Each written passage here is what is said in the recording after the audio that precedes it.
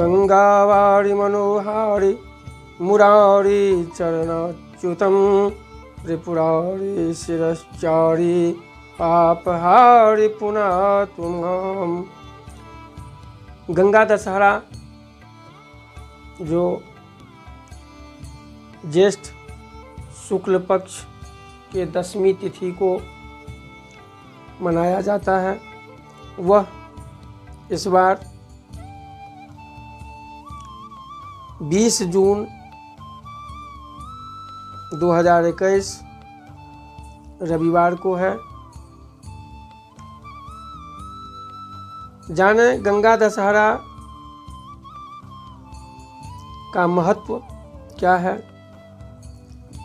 धर्मशास्त्र में मान्यता है कि इस दिन माँ गंगा की पूजा करने से भगवान विष्णु की अनंत कृपा प्राप्त होती है। हिंदू धर्म में तो गंगा को देवी और माता का दर्जा दिया गया है। यह माना जाता है कि जब माँ गंगा स्वर्गलोक से पृथ्वी पर अवतरित हुई तो वह जेठ महीना के शुक्ल पक्ष की 10वीं तिथि थी। तभी से इस तिथि को गंगा दशहरा के रूप में मनाया जाता है। स्कंद पुराण में लिखा हुआ है कि जेठ महीना के शुक्ल पक्ष के 10वीं तिथि को संवत्सर मुखी मानी गई है। इसमें माँ गंगा में स्नान दान का बहुत विशेष महत्व है। अगर गंगा में नहीं जा पाए तो किसी भी नदी में स्नान करके अर्घ देना चाहिए, दान करना चाहिए और माँ गंगा को ध्यान करके उनकी आराधना करना चाहिए। ऐसा करने वाले को महापाप से भी छुटकारा मिलता है, मुक्ति मिलती है। माँ गंगा की तरह अगर आसपास की नदी हो तो उसे भी स्वच्छ और निर्मल रखना चाहिए। भविष्य पुराण में लिखा हुआ है कि जो मनुष्य इस दशहरा के दिन गंगा के पानी में खड़ा होकर 10 बार ओम नमो भगवते वासुदेवाय मंत्र का जप करे या गंगा चालीसा का पाठ करे, उसे सभी प्रकार के दरिद्रताओं से मुक्ति मिल जाती है। गंगा दशहरा के दिन प्रयत्नपूर्वक गंगा की पूजा अगर कोई करता है तो उसे परम फल की प्राप्ति होती है। स्कंद पुराण में कहा गया है,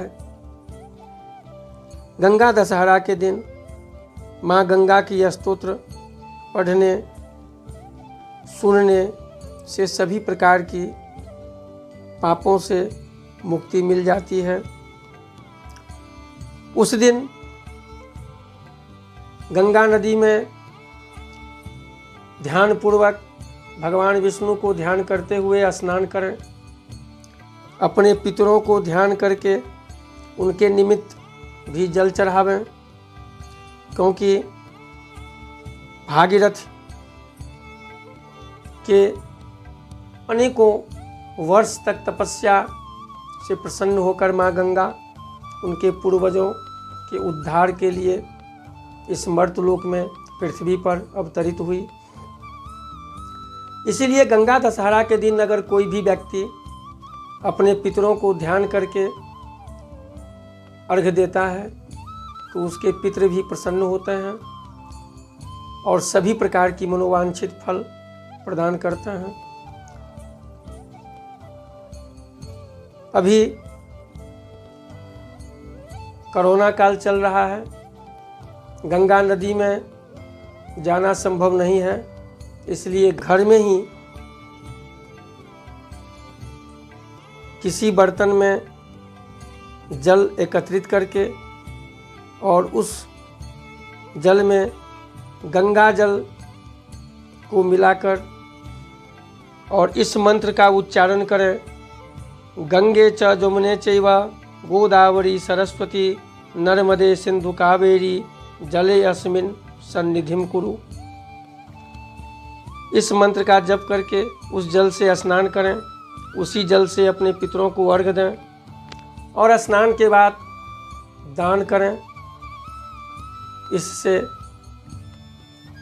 पितरों को भी मुक्ति की प्राप्ति होती है और ऐसा करने वाले को परम पुण्य की प्राप्ति होती है।